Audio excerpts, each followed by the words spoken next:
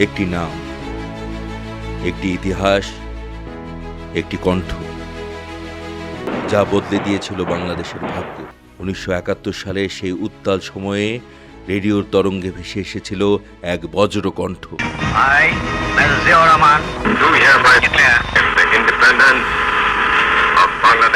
এই ঘোষণায় জাগিয়ে তুলেছিল একটি জাতিকে।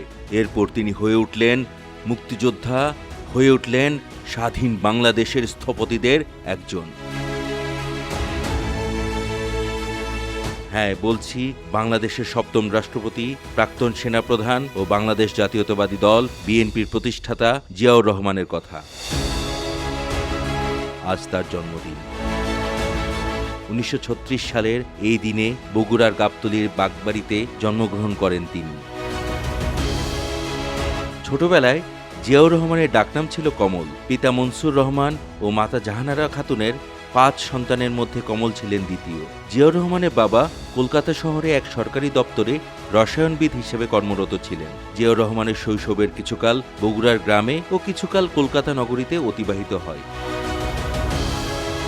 1947 সালের দেশভাগের পর তার পিতা পশ্চিম পাকিস্তানের করাচি নগরীতে চলে যান। তখন জিয়া কলকাতার হেয়ার স্কুল ত্যাগ করেন এবং করাচি একাডেমি স্কুলে ভর্তি হন। ওই বিদ্যালয় থেকে তিনি 1952 সালে কৃতিত্বের সঙ্গে মাধ্যমিক শিক্ষা সম্পন্ন করেন এবং তারপর 1953 সালে করাচিতে ডিজে কলেজে ভর্তি হন। 1953 সালেই তিনি কাকুল মিলিটারি একাডেমিতে পাকিস্তান সেনাবাহিনীর অফিসার ক্যাডেট রূপে যোগদান করেন। সময় যেতে যেতে সাল তখন 1960। পূর্ব পাকিস্তানের দিনাজপুর শহরের বালিকা খালেদা খানমের সঙ্গে বিবাহ বন্ধনে আবদ্ধ হন জিয়া। দাম্পত্য জীবনের শুরুর দিকে খালেদা জিয়া ছিলেন শুধুই একজন গৃহিণী। এক পর্যায়ে তাদের দাম্পত্য জীবনে উপহার এলো 2 ছেলে, পুত্র তারেক রহমান ও আরাফাত রহমান কোকুকে নিয়ে খালেদা মনোযোগী যখন ঘরে, ঠিক তখন জিয়াউর রহমান ব্যস্ত হলেন রাষ্ট্রের কাজে। 1971 সালের মার্চ মাস। 25শে মার্চের কালোরাত্রির পর চট্টগ্রামের কালুরঘাট বেতার কেন্দ্র থেকে জিয়াউর রহমান বাংলাদেশের স্বাধীনতার ঘোষণা পাঠ করেন। এই ঘোষণা দেশ ও আন্তর্জাতিক মহলে মুক্তিযুদ্ধের বার্তা পৌঁছে দিল, পাশাপাশি মুক্তিযোদ্ধাদের মনোবলও জাগিয়ে তোলে। তিনি মুক্তিযুদ্ধের সেক্টর কমান্ডার ও জেট ফোর্সের অধিনায়কের দায়িত্ব নিলেন। চট্টগ্রাম ও পার্বত্য চট্টগ্রাম অঞ্চলে মুক্তিযোদ্ধাদের সংগঠিত ও প্রশিক্ষণ, গেরিলা আক্রমণ ও শত্রু প্রতিরোধে যুদ্ধ করলেন। পাকিস্তানি বাহিনীর রসদ ও যোগাযোগ ব্যবস্থায় আঘাত হানার জন্য মেজর জিয়া তখন আলোচিত মুক্তিযোদ্ধায় পরিণত হলেন। দেশ স্বাধীন হল। মুক্তিযুদ্ধের এমন বীরত্বের জন্য বাংলাদেশ তাকে বীরোত্তম উপাধিতে ভূষিত করে।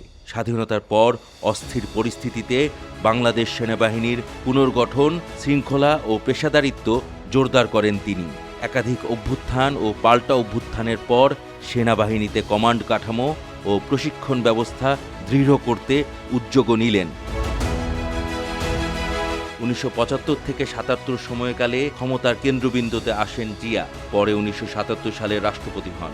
1978 সালে বাংলাদেশ জাতীয়তাবাদী দল বিএনপি প্রতিষ্ঠা করেন তিনি।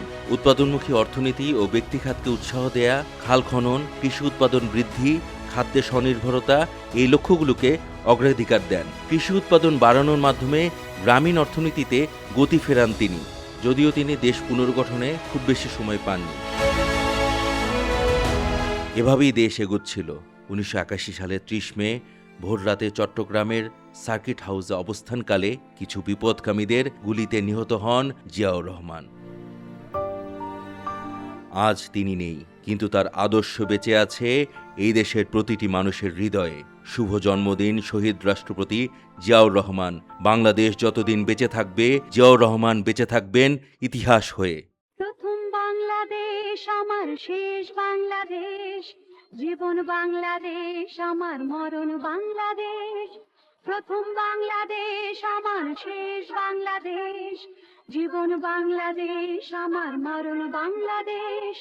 বাংলাদেশ বাংলাদেশ বাংলাদেশ। Captain's TV, Dhaka.